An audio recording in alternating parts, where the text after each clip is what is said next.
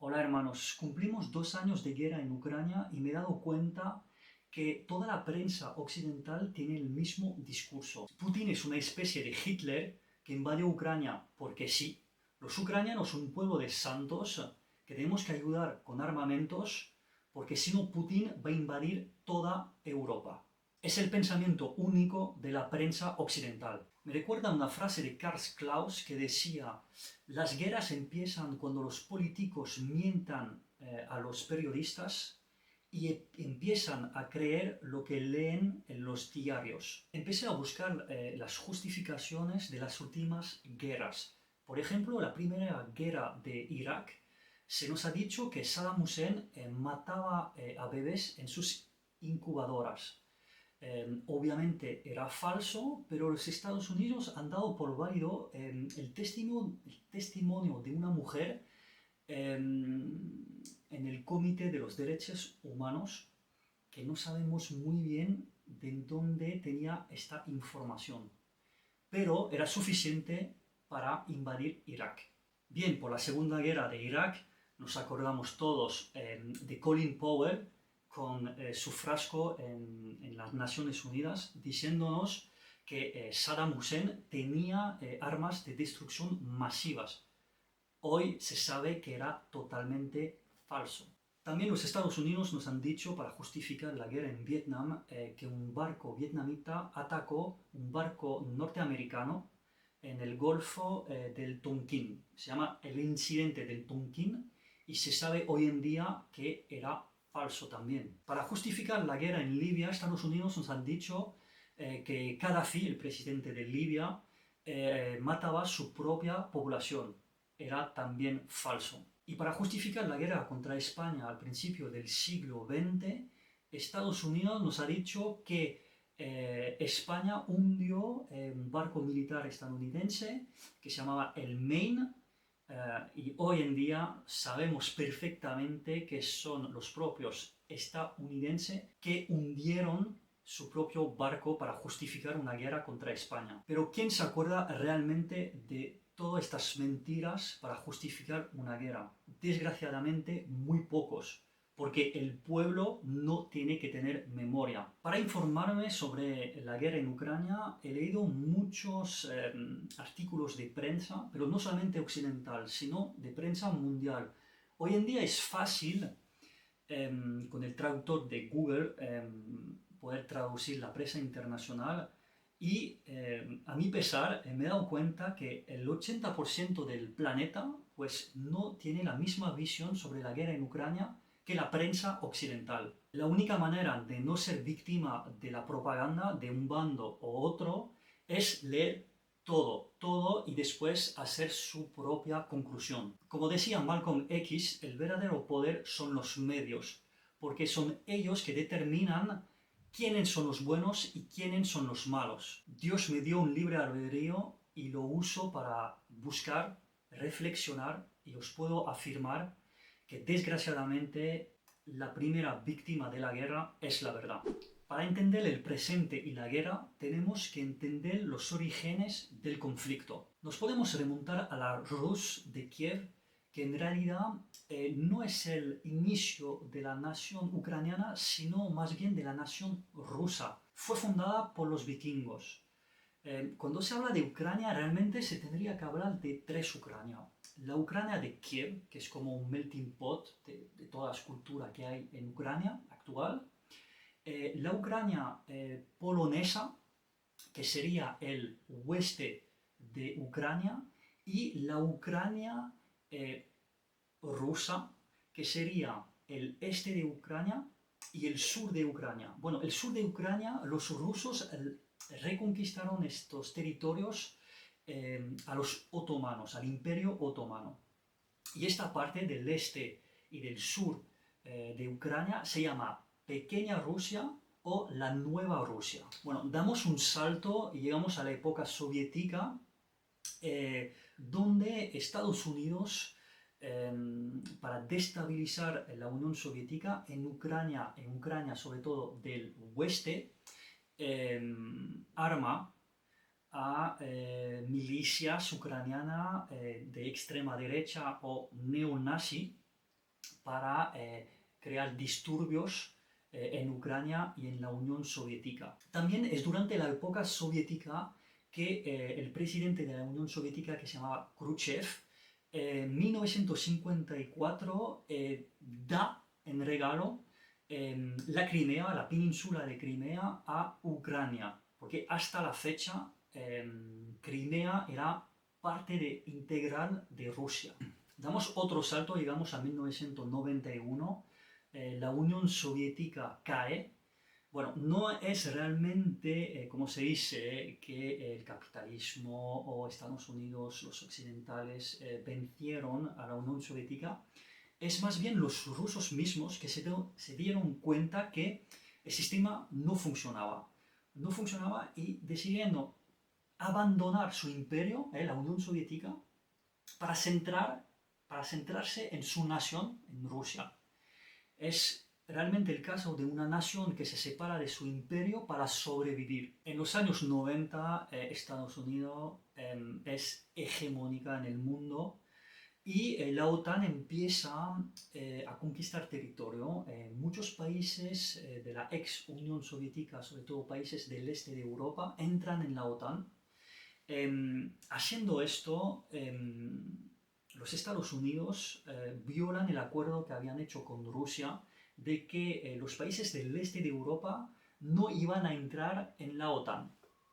Pero el presidente de los años 90, de 91 hasta 99, es en Rusia Boris Yeltsin, y sin faltar respeto, es un borracho. Es un borracho.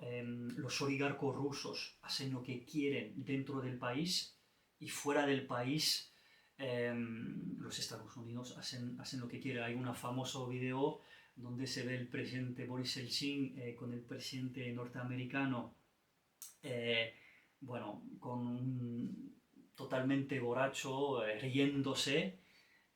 Bueno, refleja la situación política que reina en Rusia. También es en los 90 que Brzezinski escribe su libro El Gran Tablero Mundial, donde nos explica que para que Estados Unidos siga teniendo su hegemonía mundial, Rusia y Europa no tendrían que unirse. Nos dice también que Rusia sin Ucrania deja de ser una potencia europea.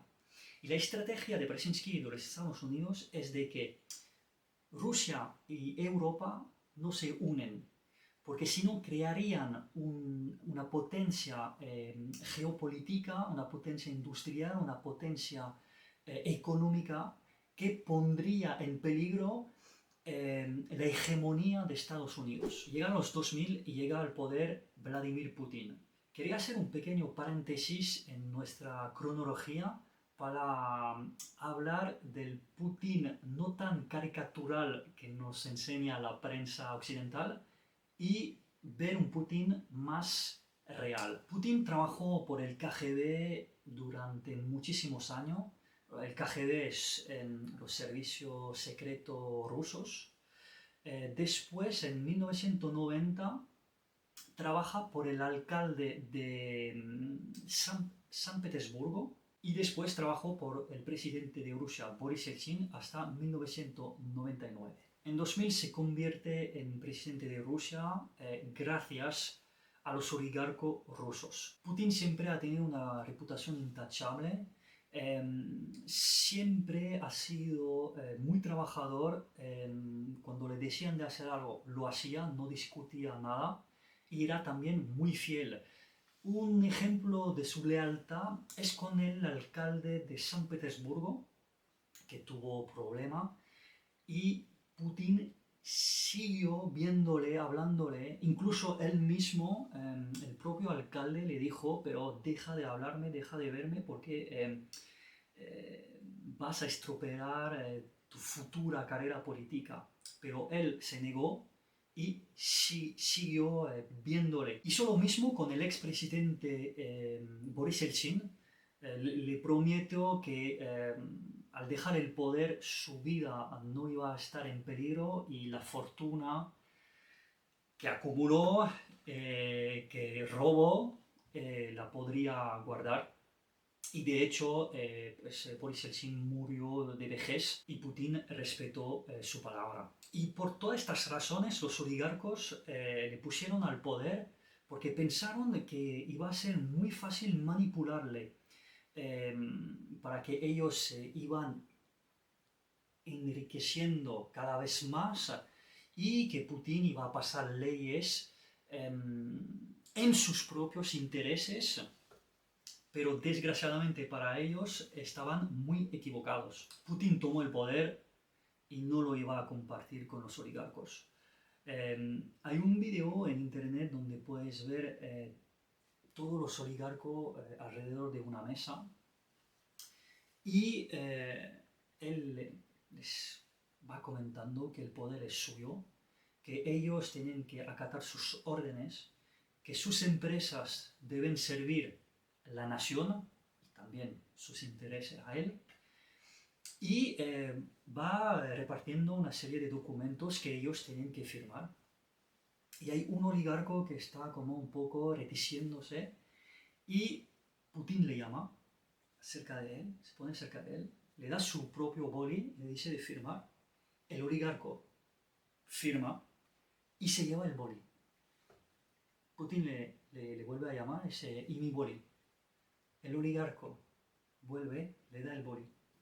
Es una humillación increíble. Pensar que estas personas son mafiosos, son capos, no son hombres de negocios. Putin los dijo sencillamente, o estáis conmigo o vais a tener muchos problemas.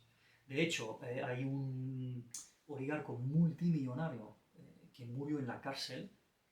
Putin lo puso en la cárcel y murió ahí. Y también hay oligarcos que huyeron, principalmente huyeron a Londres. Y también ahí Putin, bueno, no se sabe, pero algunos envenenamientos, algunos asesinatos de oligarcos que, bueno, no sabemos qué pasó, pero la mayoría de la gente dice que Putin pues eliminó los oligarcos que no se sometieron. También Putin tomó el control de la mafia rusa. Es muy extraño decirlo así, pero si un político, si una nación no controla su crimen organizado, las otras potencias lo pueden utilizar para infiltrar el país. Por eso Putin controló la mafia rusa diciéndoles, fuera del país hacéis lo que queráis.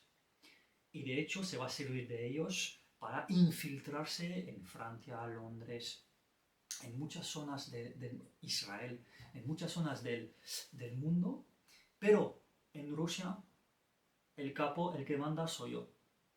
Y la mafia lo respetó. Parece extraño, pero las democracias también lo hacen. Estados Unidos durante la Segunda Guerra Mundial, pues llamaron a Lucky Luciano, que era el capo de Tutti Capi, el jefe de la mafia italoamericana de Nueva York, y le pidió de ayudar la nación contra los nazis, porque la mafia controlaba los puertos y los nazis se infiltraban por los puertos. Así que si la mafia italoamericana veía a un nazi, lo podía bloquear. Entonces Estados Unidos, el FBI, trabajó con la mafia italoamericana para proteger sus puertos de los nazis. Pero también lo podemos ver en Turquía. En Turquía hay una mafia que se llama los Lobos Gris, que está totalmente imbricado con el poder.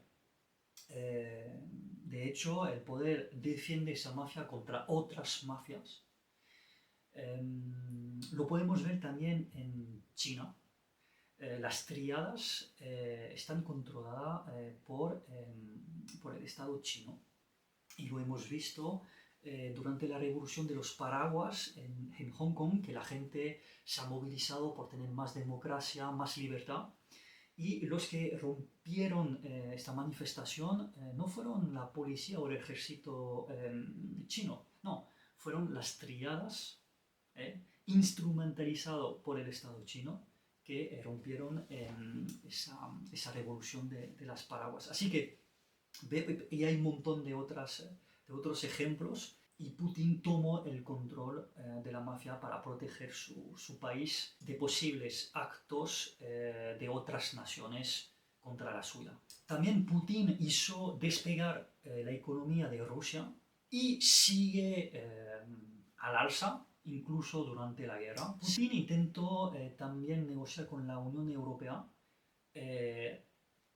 Hubo un tiempo, no ha durado mucho, pero se habló de la posibilidad de que Rusia podría entrar en la Unión Europea. Bueno, obviamente los Estados Unidos ahí no estaban de acuerdo y finalmente no se hizo, pero Putin intentó acercarse a la Unión Europea. Putin también, y es muy importante, dio orgullo a su pueblo. Hay que pensar que los rusos, para ellos, el final de la Unión Soviética ha sido traumático.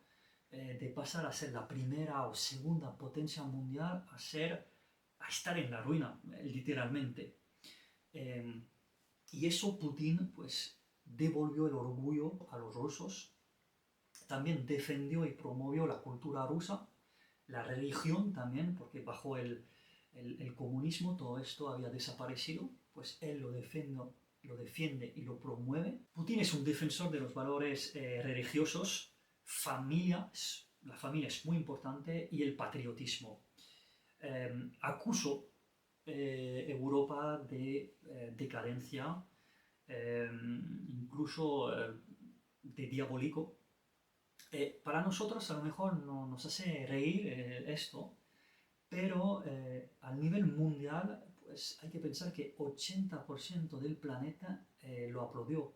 Cuando dijo que Occidente es decadente y diabólico, 80% del planeta lo aplaudió.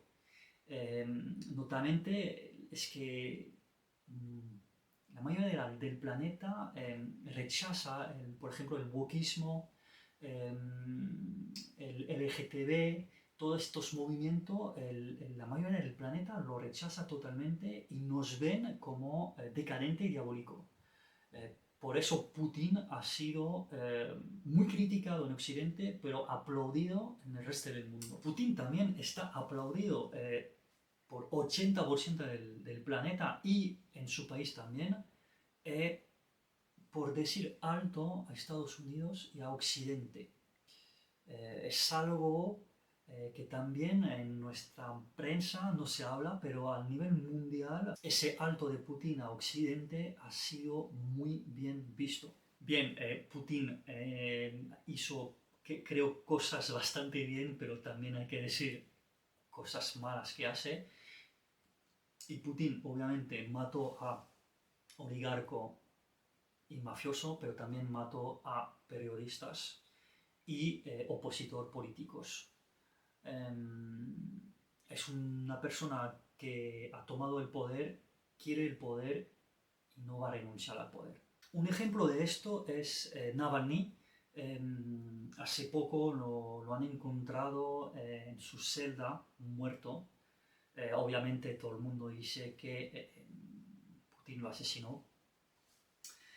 Bueno, Navalny no es un santo.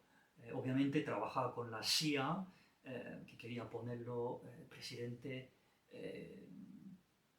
y eliminar a Putin, pero se diaboliza mucho a Putin. Quiero recordar que Estados Unidos hace lo mismo. Julian Assange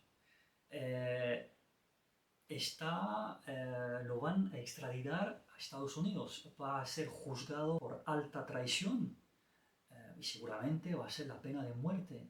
Y también tenemos a Edward Snowden. También, bueno, él está en Rusia, Rusia le ha dado asilo, pero podemos decir que son también opositores políticos. Os invito a ver Wikileaks, lo que ha hecho Julian Assange. Demuestra bueno, que todo lo malo que hace Estados Unidos, Y denunciando esto, pues Estados Unidos los quieren devolver a casa, juzgarlos, porque los Estados Unidos no matan así, sino ellos es un show, entonces lo van a poner en un juzgado, vamos a ver las cámaras, el juez, vamos a ver todo el show, pero al final va a ser igual que Navalny. Entonces, eh, no podemos tener dos puntos de moralidad. O la moralidad es no se mata a opositor político de un lado o otro, o si no se permite, pero no se puede juzgar que el Putin es el diablo por matar a un opositor político, y Estados Unidos, que hace lo mismo, no se le puede criticar. También Obama, cuando era presidente de Estados Unidos, intentó seducir a Medvedev, que era el presidente de Rusia, y Putin era el número 2, bueno, en realidad Putin era el número 1, pero se había presentado ya 2 veces, entonces la tercera vez ha puesto a Medvedev, y Obama dijo a Medvedev en la cara, si quieres, te ponemos presidente de Rusia hasta tu muerte y nos ayudas a eliminar a Putin. Bueno, Medvedev rehusó esta propuesta y ha sido fiel a Putin. Me hace recordar una escena de la peli El Padrino, que es mi peli favorita, donde Michael Corleone, cuando vuelve de Sicilia, va a buscar su exnovia para intentar reconquistarla y le dice, pues mira Kate, voy a trabajar con mi padre, su padre que es jefe es un capo, es un jefe de una de las 5 familias mafiosas de Nueva York. Y ella le dice, pero tú no eres así, no entiendo por qué haces esto. Y él le contesta, pero al final mi padre es como cualquier hombre de poder, cualquier hombre con responsabilidad. Y ella le contesta, pero antes él le dice, como cualquier hombre de poder, como un senador, un presidente, y ella le contesta, pero Michael, los senadores, los presidentes no matan a gente. ¿Qué iluso eres? Y él la mira y dice, Kate, ¿quién es la ilusa? Bueno, esta escena del Padrino resumen bien la política, que sea en democracia, que sea en dictadura, en régimen autoritario. Los políticos son los mismos en cualquier país y en cualquier régimen político. Si las dictaduras matan, las democracias matan.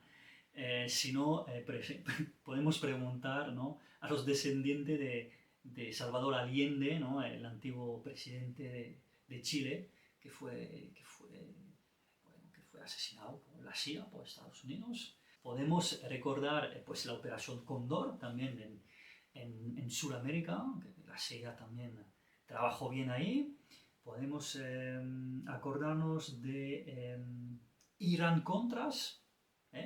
Podéis ver la peli que se llama Brazil con Tom Cruise, y ahí podéis ver lo que es Irán Contras. Os dejo echar un vistazo. También la Operación Gladio en Italia. Italia tenía un partido comunista, que hacía casi 30% de los votos, y posiblemente podría ser pues el partido político más votado. Y Estados Unidos eh, tenían miedo de perder Italia, no querían perder Italia, que no se iba a la Unión Soviética. Entonces hicieron la Operación Gladio, que es, pues, han armado grupos de extrema derecha italiana para hacer atentados, para matar su propia población y acusar a los comunistas. Hay un atentado en Bolonia que hizo muchísimos muertos, que no se sabe quién lo hizo, no se sabe, bueno, se acusa a los comunistas, pero sabemos que no fueron ellos. Y hace poco creo que hay una persona que dijo que participó, que era un italiano de extrema derecha, pero obviamente no es la extrema derecha italiana, sino están utilizados por la CIA para que la gente diga, oh, es alto a los comunistas, son terroristas, y que Italia no se vuelve comunista. Entonces, democracia matan igual que las dictaduras. Bueno, cerramos este paréntesis sobre Putin y seguimos nuestra cronología. En 2004 explota la Revolución Naranja, que son unas protestas contra un resultado electoral. Los pros occidentales salen a la calle acusando de fraude a los pro-rusos. Y hoy en día se sabe que sí, los pro-rusos hicieron fraude en estas elecciones. En 2007 y en 2008 hubo una serie de propuestas bajo régimen pro-occidental sobre la adhesión de Ucrania a la OTAN y a la Unión Europea. Obviamente vemos que sigue el camino de Brzezinski, ¿no? La estrategia norteamericana, y obviamente Putin y Rusia no ve bien lo que pasa durante estos años donde un pro-occidental es presidente de Ucrania. En 2009 hay una crisis entre Ucrania y Rusia sobre el gas. Rusia acusa a los ucranianos de no pagar sus facturas de gas. Hay que decir una cosa, es que, bueno, en Ucrania la corrupción es como una tradición, ¿no? Y, bueno, los oligarcos, los políticos ucranianos cogían el dinero, pero se olvidaron de pagar las facturas. Bueno, esa crisis al final se resolvió fácilmente, pagaron lo que debía a Rusia y se acabó esa crisis. Llegamos al año 2010 y fue elegido a la cabeza del país y el presidente Yanukovych. Yanukovych es un pro-ruso. Las elecciones se pasaron sin ningún problema. El punto de vista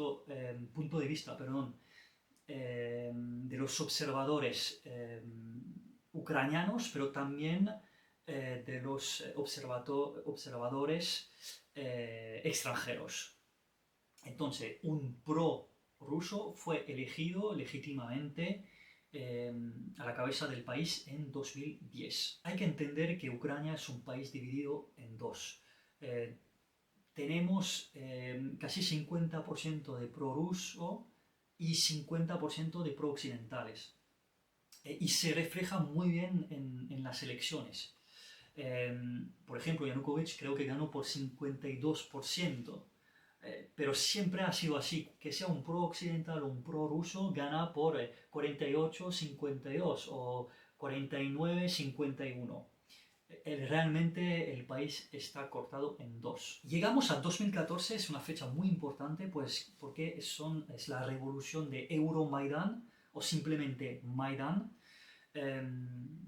Son los pros occidentales que salen a la calle para derrocar el presidente prorruso Yanukovych. Estas protestas eran muy violentas de todos los lados. Notamente el jueves, creo que se llama el Jueves Negro, donde murió 60 personas. Con francotiradores, me refiero que son francotiradores que disparaban sobre la multitud. Primero, y en toda la prensa occidental, se acusó a Yanukovych, entonces los prorrusos, de disparar a su población. Hoy se sabe que desgraciadamente son ucranianos de extrema derecha, entonces pro-occidental, formado por la CIA para destabilizar el gobierno de Yanukovych, y son ellos que dispararon a a su propia población. Yanukovych huye del país, se va a Rusia y se pone un gobierno pro-occidental. Viendo esto, las poblaciones rusas o rusofona del este y del sur del país se levantan y acusan de los ucranianos pro-occidentales de hacer un golpe de Estado, lo que hoy sabemos con la silla detrás, fue un golpe de Estado, tenían perfectamente razón. La prueba de todo esto es que la señora Victoria Nuland, que era en este momento embajadora de la OTAN, declaró delante del Congreso de Estados Unidos en 2023, cito, hemos invertido 5.000 millones de dólares en Ucrania en 10 años para derrocar a Yanukovych en Maidán, no es para después dejar hacer los europeos. Fin de citación. Bueno, no tengo nada más que decir, señoría. Reconoce literalmente que fue en 2014 Euromaidan fue un golpe de Estado organizado por Estados Unidos para poner un gobierno pro-occidental, pro-estadounidense al poder.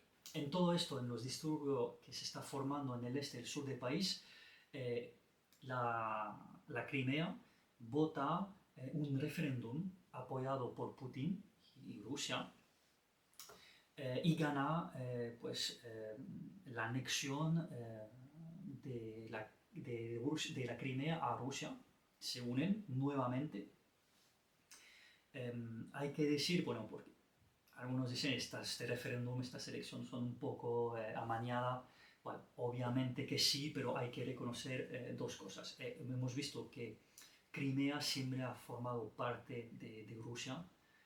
Más de 80% de la población de Crimea son rusos.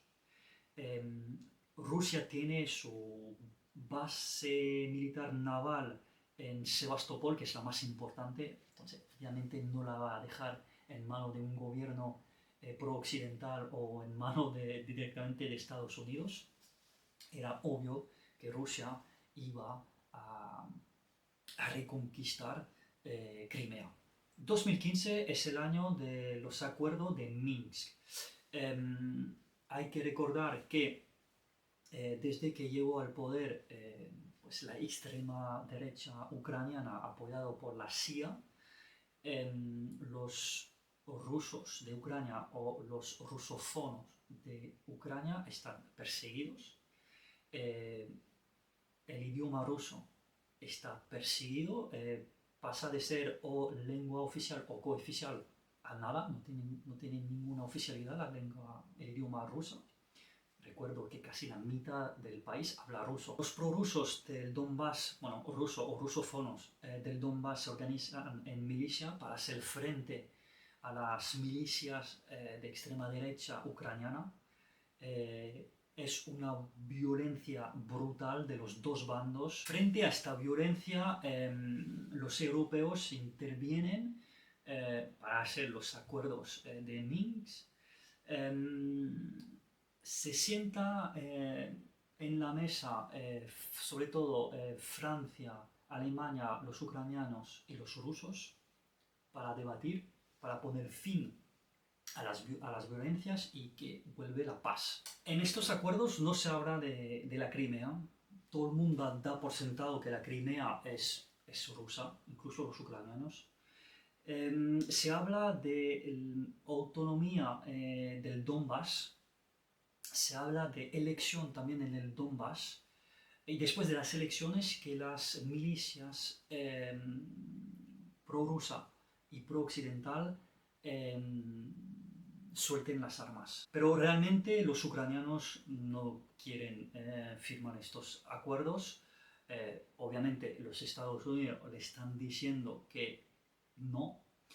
Os recuerdo la famosa frase de Victoria Nuland, de los europeos que no se meten en nuestros asuntos y que hemos invertido 5.000 millones de dólares, pues ahí está. Y por desgracia, estos acuerdos no ven luz y sigue las violencias y suben las violencias. Llegamos a 2019 y llega a presidente del país Zelensky.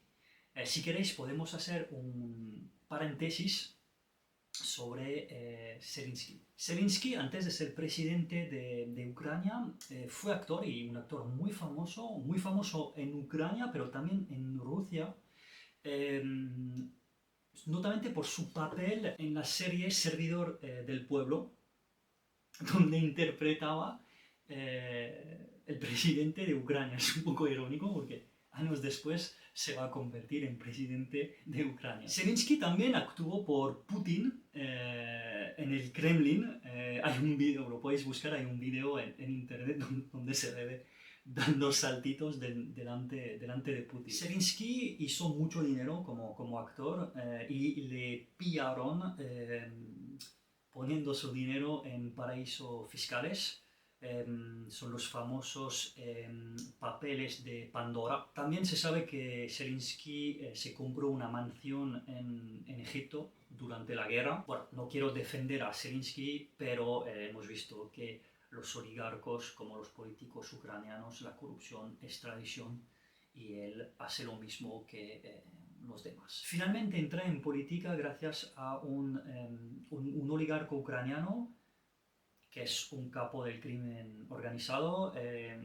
Hoy en día está buscado por las policías internacionales, incluso Estados Unidos. Creo que pasa un poco como Putin. Al final vieron que tenía mucha fama y han pensado, oye, lo vamos a poner ahí presidente, con su fama seguro que, y nuestro dinero y nuestro poder seguro que va a ser elegido, y una vez elegido, pues haremos lo que nos da la gana con él, ¿no? Va a ser leyes a favor nuestro y vamos a hacer mucho dinero. Bien, su política sigue la política de los años anteriores, realmente antirrusa. Sigue prohibiendo el idioma ruso y se acentúa las tensiones y las violencias contra los rusos y los rusófonos de Ucrania. Tampoco Zelensky es un gran demócrata, como se venden en los países occidentales. Renunció a celebrar elecciones presidenciales hace poco. Destituyó el general que tenía, ¿cómo se llama? El general Zaluzny. El general Zaluzny, que era posiblemente el favorito para ganar las elecciones. Lo destituyó y ahora creo que este general está en Londres. Seguramente la CIA lo está preparando, formando para ser presidente después de la guerra, porque esta guerra un día u otro acabará, y creo que lo están formando para ser pues, un títere de Estados Unidos, presidente de Ucrania, pero títere de los Estados Unidos. Bien, cerramos este paréntesis sobre Zelensky. Y seguimos nuestra cronología y llegamos al año 2020, donde pues, hay un acuerdo para que Ucrania entra en la OTAN. Obviamente Putin y Rusia no le sienten muy bien esta posibilidad y aumenta las tensiones entre Ucrania y Rusia, pero sobre todo entre las milicias de extrema derecha ucraniana y las milicias rusa o rusófono del Donbass. Llegamos al año 2022 y Rusia hace una última propuesta a Ucrania, y estas propuestas son pues dejar de perseguir los rusos y rusófonos de Ucrania, que Ucrania no entre en la OTAN y que Ucrania se vuelve un país neutral. Es decir, que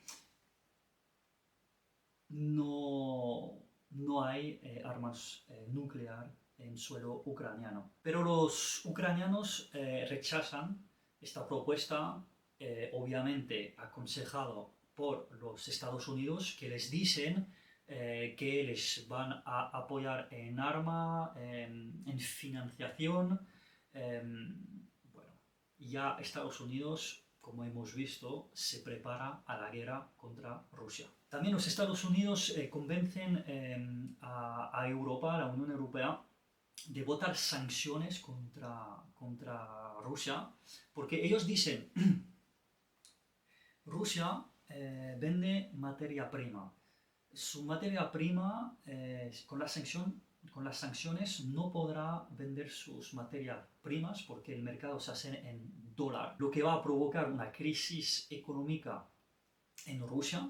La población se va a levantar, Putin va a perder el poder, nosotros, Estados Unidos, vamos a poner a Navalny como presidente y vamos a dividir Rusia en pequeños países. Y los europeos están convencidos de esto. Bueno, podemos decir que les salió el tiro por la culata. Estas sanciones realmente hicieron más daño, muchísimo más daño a Europa que a Rusia. Rusia siguió vender su petróleo, su gas, no a Europa, sino a Asia, a países asiáticos. No lo venden en dólar, sino lo venden en rublo, sin ningún tipo de problema. También hay que decir que la economía rusa está al 32% industrial. Es un porcentaje bastante alto si se compara a otros países occidentales de la Unión Europea.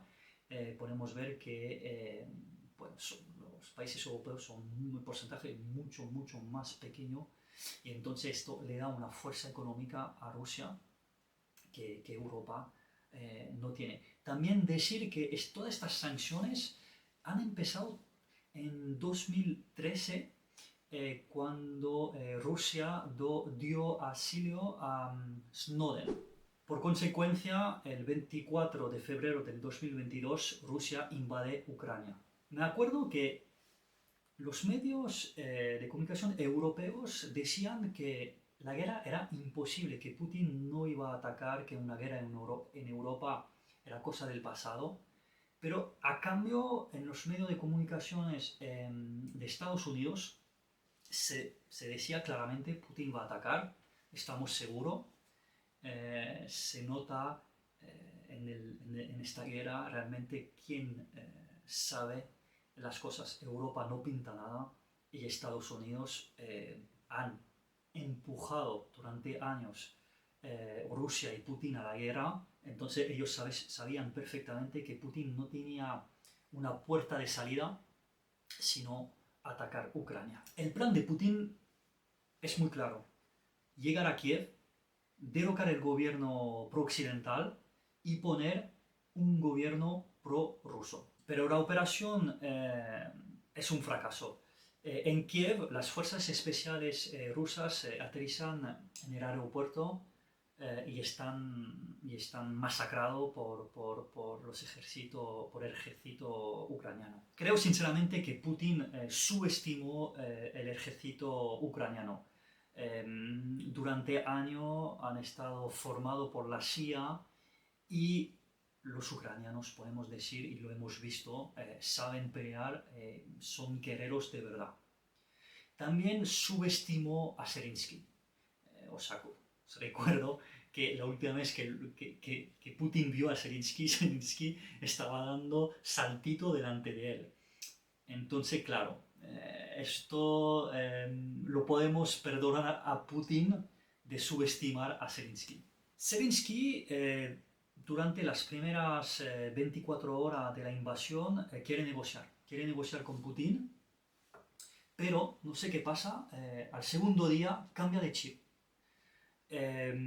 Los Estados Unidos le llaman, le dicen, mira, te mandemos un helicóptero y te exfiltramos de Ucrania.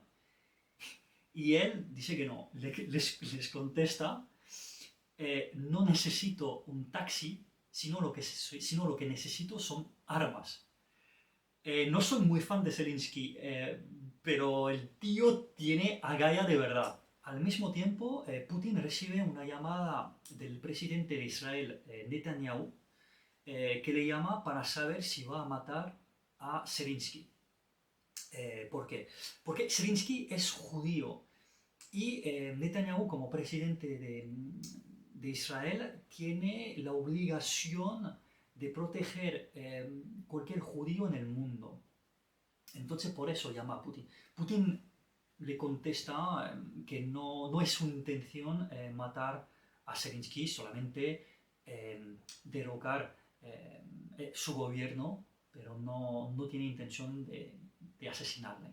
Ahora que lo pienso, es bastante curioso que Zelensky, presidente de Ucrania, judío,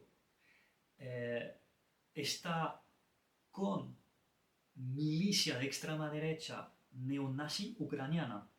Es realmente, vemos realmente el nacimiento de una nación, la nación ucraniana, que no existía antes, pero ahora podemos decir que sí existe, nace con un presidente judío apoyado por milicias o el ejército ucraniano neonazi. Es muy curioso, pero es la realidad. En la segunda fase del conflicto vemos los rusos retroceder. Retroceden porque Ucrania recibe material de Occidente, de Europa, de Estados Unidos, y también porque los rusos no tienen bastante material militar y tampoco bastante hombres para para defender esta línea del frente. Entonces tienen que retroceder detrás del Dniepre, fortificarse, protegerse detrás de barreras naturales. Entonces, me hace gracia porque en los medios de comunicación, y hoy en día todavía, en principio del 2024, tenemos a políticos, tenemos a periodistas que nos dicen tenemos que ayudar sí o sí en Ucrania, porque si Ucrania pierde la guerra, los rusos, Putin, va a invadir los países los países bálticos, perdón, bueno, va a invadir toda Europa. Y bueno, creo que esto es propaganda para que los pueblos europeos se tragan que todo este dinero, todo este material va a Ucrania y nosotros vivimos en una época difícil en Europa, porque realmente si el ejército ruso no puede conquistar Ucrania, ¿cómo va a conquistar toda Europa? Repito, es una propaganda para que no discutimos, para que no reflexionemos sobre los actos que toman nuestra élite, nuestros políticos. No tiene ninguna lógica y nos mienten. Putin, viendo su fracaso, toma otra estrategia con sus militares, obviamente. Y ahora la estrategia no es derrocar el gobierno, instalar un gobierno pro-ruso en Kiev, sino es tomar control del Donbass y del sur de Ucrania, lo que es la pequeña Rusia o la nueva Rusia, tomar el control de estos territorios, defender obviamente las poblaciones rusas de estos territorios y creo que después incorporarlas a la nación rusa. Mientras tanto, el gasoducto Nord Stream 2 explota. Nuestros medios de comunicación occidentales nos dicen que los rusos han saboteado su propio gasoducto. Pero realmente, ¿qué es la verdad? Bien, vamos por partes. Primero, los europeos. Los europeos no tienen ningún interés a sabotear este gasoducto porque dependen mucho del gas de Rusia, porque es un gas barato y también, por ejemplo, Alemania, su industria depende casi al 100% del gas ruso. Entonces vemos hoy en día, sin el gas ruso, que la industria europea va a pique, que vivimos, toda la zona europea vive una recesión tremenda. Entonces Europa no tenía interés de hacer explotar ese gasoducto. Los europeos con esta crisis compran gas a los Estados Unidos. Compran gas, lo pagan 4 veces más caro que un ciudadano estadounidense. Los Estados Unidos se ganan un pastón con este gas. También los europeos, al no tener el gas ruso, tienen que buscar otro tipo de aprovisionamiento. Entonces tenemos los Estados Unidos, pero también tenemos la India y Azerbaiyán. Es irónico. El gas que vende India y Azerbaiyán viene de Rusia. Lo compran en Rusia y después lo venden más caro que lo han comprado en Rusia a los europeos. Increíble. Ha habido un conflicto hace poco entre Azerbaiyán y Armenia. Azerbaiyán invade un territorio históricamente armenio. Hay 100.000 personas que tienen que huir. Y en los medios de comunicación occidental casi no se habla del tema. ¿Por qué? Pues muy sencillo. Azerbaiyán vende gas, que compra a Rusia, vende gas a Europa. Entonces, si ya se enfadan con Azerbaiyán, es menos gas para Europa. Entonces, sí, es un crimen la guerra en Ucrania, pero la invasión de Azerbaiyán a Armenia, no pasa nada. Bien, hemos visto que los europeos no tenían interés en sabotear este gasoducto. Ahora vamos a ver los rusos, porque se han acusado a los rusos de sabotear su propio gasoducto, lo que es tonto. Los rusos no tienen ningún interés a sabotear su gasoducto. Venden su gas a Europa. Ganan mucho dinero con esto. En época de guerra lo necesitan aún más este dinero. Bueno, es verdad que con la explosión de este gasoducto, los propios rusos lo venden a los países asiáticos sin ningún problema. También se ha dicho que posiblemente fuera un submarino ruso lo que hizo que el gasoducto explotó. Es mentira sencillamente porque en esta zona, en el mar Báltico, hay una cantidad enorme de balizas de la OTAN y de Estados Unidos para vigilar los submarinos rusos cuando salgan de su puerto, que pasan el mar Báltico y después para ir al Atlántico. Y en esta zona hay un montón de balizas que detecta cualquier movimiento de los submarinos rusos. Y no se ha detectado ningún movimiento. Entonces sabemos que no es un submarino ruso que la ha hecho explotar y los rusos no tenían ningún interés en hacerlo explotar. Y no hay prueba tampoco. Bien, ahora toca a nuestros amigos, nuestros protectores, los Estados Unidos. Pues ellos tienen un interés económico en sabotear este gasoducto. Europa nunca compraba gas a Estados Unidos.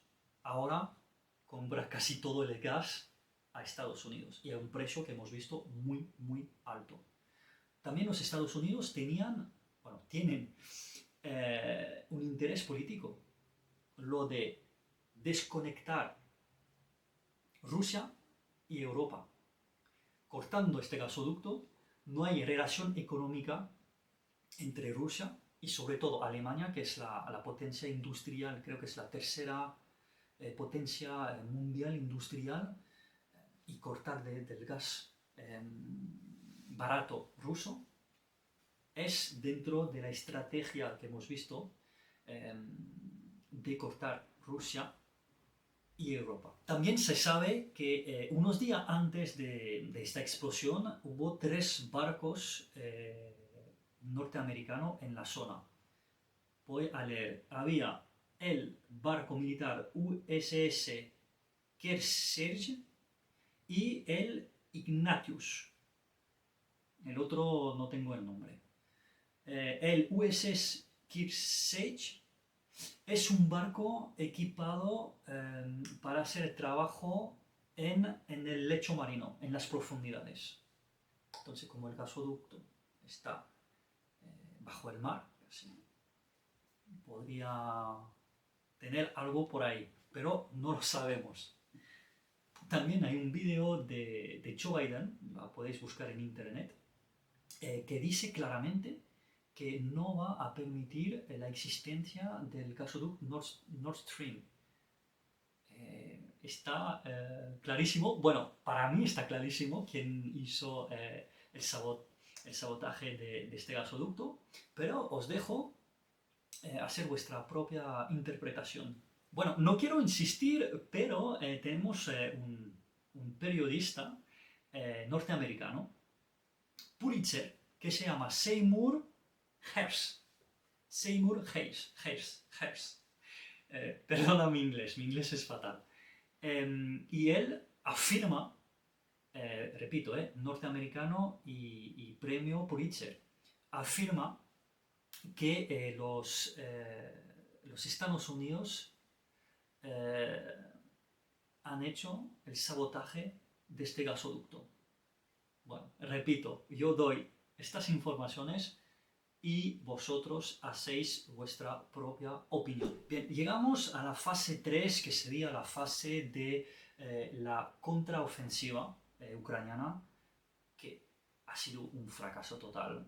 No se puede decir de otra manera, no han progresado nada y murieron muchísimos soldados ucranianos. Los rusos progresan en la línea del frente, progresan lentamente, muy lentamente, pero progresan. Realmente estamos en una guerra de posición, una guerra donde el frente cambia poco, un poco como la Primera Guerra Mundial. Los europeos ya no pueden mandar más material porque sencillamente no tienen o siguen teniendo, pero hay que proteger su nación, entonces tienen poco. Fabricar, no van a fabricar porque su industria no está a la altura. También por culpa del gas, hay una recesión en Europa, entonces Europa no va a mandar más material. Estados Unidos entra en un año de elección, en noviembre se elige el presidente de Estados Unidos. Si son los demócratas que ganan, seguro que la guerra va a seguir. Y si son los republicanos que ganan, yo creo que van a parar el conflicto para centrarse en China. Yo personalmente creo que vamos a llegar a un final a la coreana, es decir, dibujar la frontera en la línea del frente y acabaremos este conflicto así, porque realmente se ve claramente que ninguno de los dos bandos, que sea ucraniano o rusos, pueden ganar la guerra. Entonces, reitero y estoy casi seguro que cuando los Estados Unidos tomarán la decisión de parar la guerra, vamos a dibujar la frontera sobre la línea de frente, como ocurrió entre Corea del Norte y Corea del Sur. Los europeos realmente ya no pintan nada, ni militarmente, ni a nivel diplomático. Yo creo que los rusos quieren conquistar la pequeña Rusia o la nueva Rusia. Les falta territorio en el Donbass, pero que creo que poco a poco lo pueden conseguir.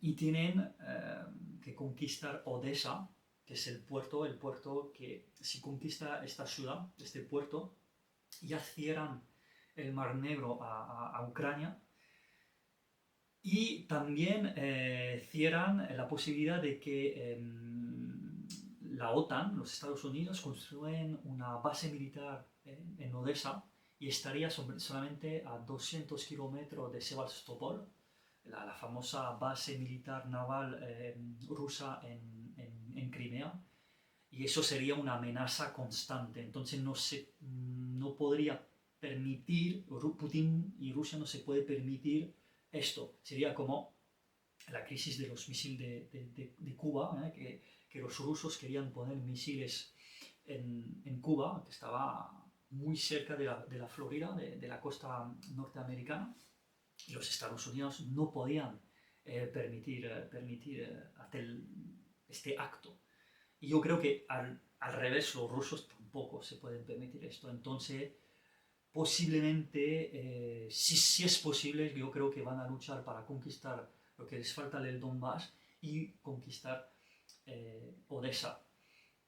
Los Estados Unidos, como he dicho, yo creo sinceramente que los demócratas quieren seguir la guerra porque tienen la mentalidad neoconservadora de la Guerra Fría, de eliminar Rusia, de desmantelar Rusia. Y también no olvidar que han invertido mucho dinero. Y también hay la historia del portátil del hijo de Biden, que estaba en Rusia. Y bueno, os dejo echar un vistazo en Google sobre este tema, pero yo creo que no van a negociar la paz si ganan en noviembre de 2024.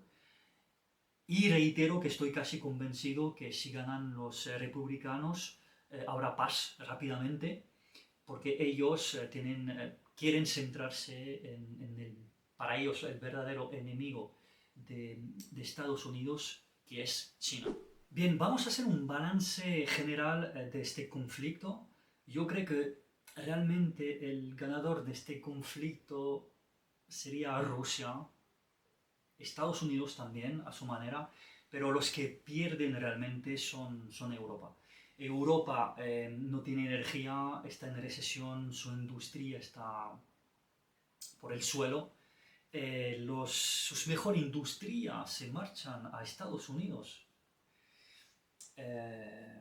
Sí, para mí los perdedores de esta guerra son los europeos. He dicho que los Estados Unidos salen ganando, pero realmente al final creo que no, porque han sacado Ucrania de Rusia, sí, lo han hecho, pero no han desconectado Rusia de Europa, sí, lo han hecho, pero no han conseguido poner de rodilla a Rusia, ni económicamente ni políticamente. No han conseguido dividir la nación rusa, y yo creo que lo que es peor es que han echado los rusos en los brazos de los chinos. Entonces, no querían de una alianza entre Europa y Rusia, que sería un gigante político y económico, pero han creado un gigante político y económico con China y Rusia juntos. Bueno, después se suma lo que se llama los BRICS, pero Rusia y China va a ser un gigante, va a ser un problema gigante para Estados Unidos en el futuro. Yo creo que va a ser como un poco como los talibán.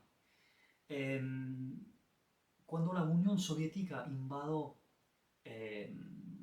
Afganistán, la CIA y Estados Unidos financiaron y formaron los talibán. Y se le llamaban los Free Fighters, los soldados de la libertad, en español sería. Bueno, pues décadas o años más tarde, estos soldados de la libertad pues hicieron los atentados de las Torres Gemelas en Nueva York y, bueno, todo lo que hemos vivido, todo lo que ha vivido Estados Unidos durante estas últimas décadas. Entonces yo creo que los Estados Unidos no aprenden de sus errores. Rusia sale ganando, creo. Su economía se porta bien, va a conquistar más territorio. A nivel mundial, repito, hay 80% del planeta que está detrás de Rusia. Rusia ha demostrado que la OTAN es débil, que las sanciones occidentales no afectan. Y Rusia ha federado todos los países que piensan que su peso político y económico no están bastante representados en las instituciones internacionales que están controladas y dominadas por Estados Unidos. También Rusia ha dicho alto a la presión ideológica de Occidente y, como lo he dicho antes, 80% del planeta lo aplaude. En general,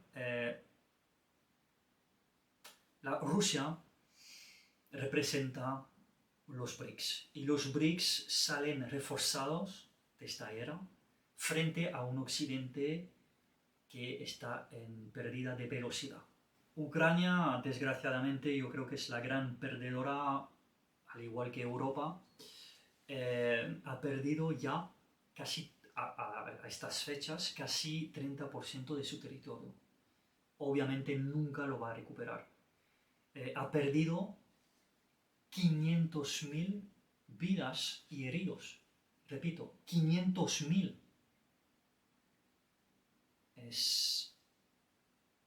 A mí me causa...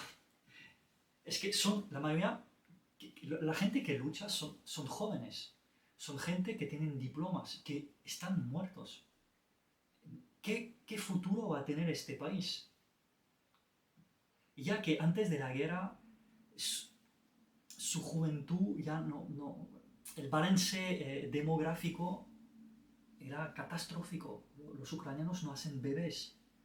Y ahora que casi todos sus jóvenes están muertos o heridos gravemente, ¿qué va a ser del futuro de este país?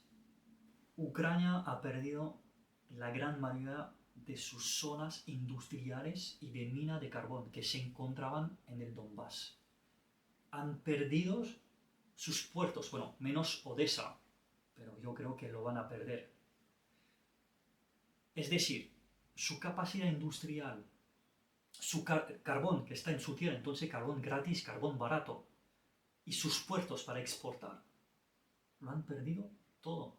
¿Cuál es el futuro económico de este país? Ucrania también está endeudado, porque todas las armas que se dice que da Estados Unidos, bueno, Europa, pero sobre todo Estados Unidos, no las da, no es un regalo.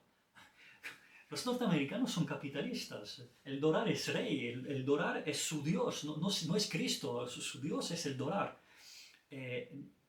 Todo el armamento, todo los ucranianos lo tendrán que reembolsar, y con intereses.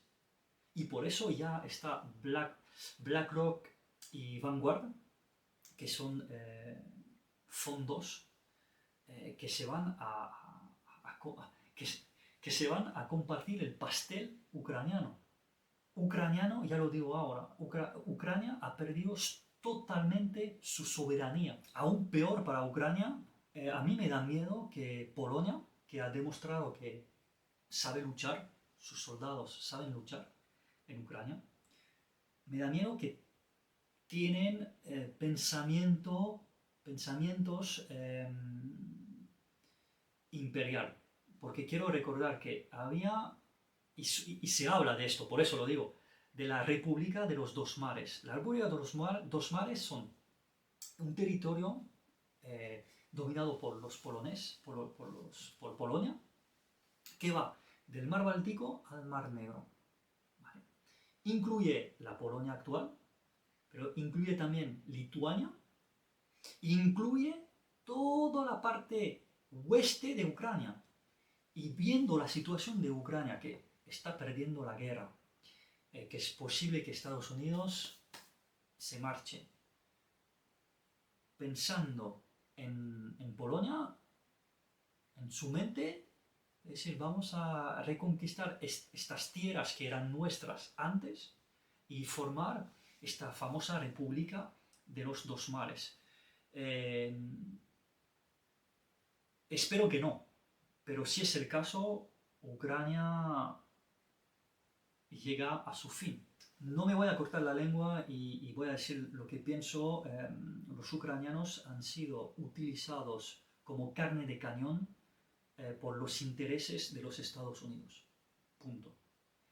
Y todas las élites y política o periodística de Europa que apoyaron esta guerra no lo han hecho para el propio interés de Europa, sino para los intereses también de Estados Unidos.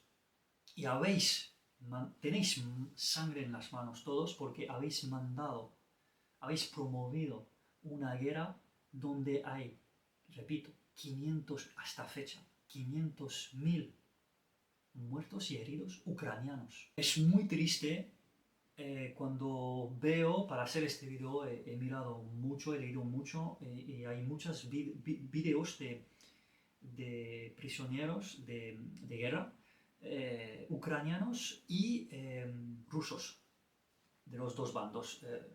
Yo lo he visto en Telegram.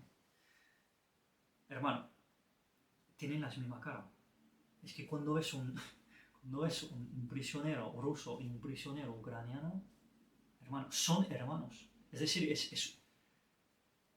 se matan entre hermanos. Es de una tristeza, de una pena. ¿Y todo esto para qué? Para el imperialismo estadounidense. Punto. Y me apoyo en esta frase de Henry Kissinger que dijo, ser el enemigo de Estados Unidos es muy peligroso, pero ser su amigo es fatal. Y lo vemos década tras décadas. Los kurdos que lucharon contra Saddam Hussein, que lucharon contra el Estado Islámico, abandonado por Estados Unidos, y ahora los turcos los están masacrando, porque los turcos tienen pues su imperialismo de reconquistar el Imperio Otomán, volver a ser el Imperio Otomán. Los vietnamitas del sur, cuando Estados Unidos se va, hay videos, lloras, cuando ves estos videos lloras. Los vietnamitas del sur que apoyaron a Estados Unidos, agarrados a los helicópteros que se marchan.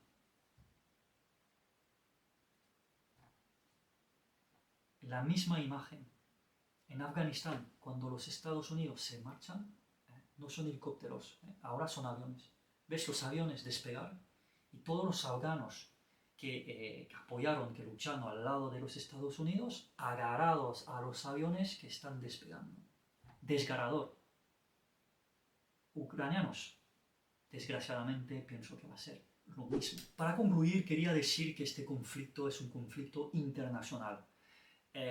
Aunque algunas personas no lo quieren admitir o decir, es un conflicto internacional y me hace pensar mucho en la guerra civil española. Podemos comparar con los republicanos, pues son los ucranianos de extrema derecha, apoyados por los mismos europeos y Estados Unidos, y los franquistas, pues que serían en Ucrania como los prorrusos. Y también durante esta guerra ucraniana, igual que la guerra civil española, se ha probado nuevas armas.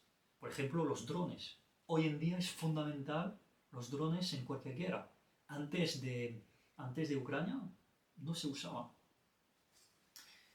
Y lo que me asusta, y espero que nunca va a pasar, es que la guerra civil española ha preparado todas estas naciones para la Segunda Guerra Mundial.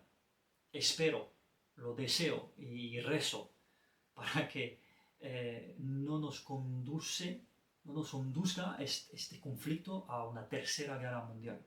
Pero sí, estamos al principio de una nueva era. Se acabó la hegemonía mundial de los Estados Unidos y vamos a un mundo multipolar. Por eso no entiendo la posición de España o Portugal, que están dentro de la Unión Europea, en favor a los ucranianos. No es su interés. No tendría que tomar partido de un bando o otro. España, como cualquier país en el mundo, no tienen, como país, no tiene enemigo, no tiene amigo, solamente tiene intereses. Y los intereses de España o Portugal o países hispanoamericanos en Ucrania no los veo. no los veo. España y Portugal tienen que reconquistar su soberanía, salir de la Unión Europea, salir de la OTAN, eh, para, como he dicho, reconquistar su soberanía, para ser mediador de la paz y no ser titiretes de los Estados Unidos para un conflicto bélico donde no tenemos interés y somos víctimas también. Aconsejo a España de dejar de mandar armamento al gobierno corrupto de Kiev y de tejer hilos entre países hispanos para crear la hispanidad. Porque en este mundo, los BRICS, que serían Brasil, Rusia, India, África del Sur y China, son los BRICS principales, pero ahora han entrado nuevos países y hay 30 países que quieren entrar. La hegemonía de Estados Unidos se acabó. Entonces, España y Portugal y Hispanoamérica tienen que decidir, o seguimos vasallos de los Estados Unidos, o podemos ser vasallos de los BRICS, aunque es menos vasallos, porque, bueno, China domina todo, pero, por ejemplo, entre China e India hay conflictos. Bueno, están dentro de los BRICS, pero no son vasallos el uno del otro. O también Rusia tampoco es vasalla de China. Pero tampoco la aconsejo. Yo lo que creo es formar la hispanidad. Es que tenemos recursos en petróleo. Venezuela son la reserva más grande de petróleo del mundo. Tenemos minas de cobre, de litio en Sudamérica. Tenemos una industria que podría ser potente. Tenemos ingenieros. Tenemos un montón de gente capaz. Podríamos crear, por ejemplo, un banco hispano, para no depender del FMI, controlado por los Estados Unidos, o del futuro banco que están creando los BRICS, y ser un polo, una potencia geopolítica y económica entre Estados Unidos y sus vasallos y los BRICS, y coger lo mejor de los dos en función de nuestros intereses como hispanos. Porque sí, hermanos, de España hasta Puerto Rico y de Argentina hasta México somos el mismo pueblo, somos el gran pueblo hispano. Y llega el momento perfecto para redescubrir y crear la hispanidad en este mundo multipolar. Ave María.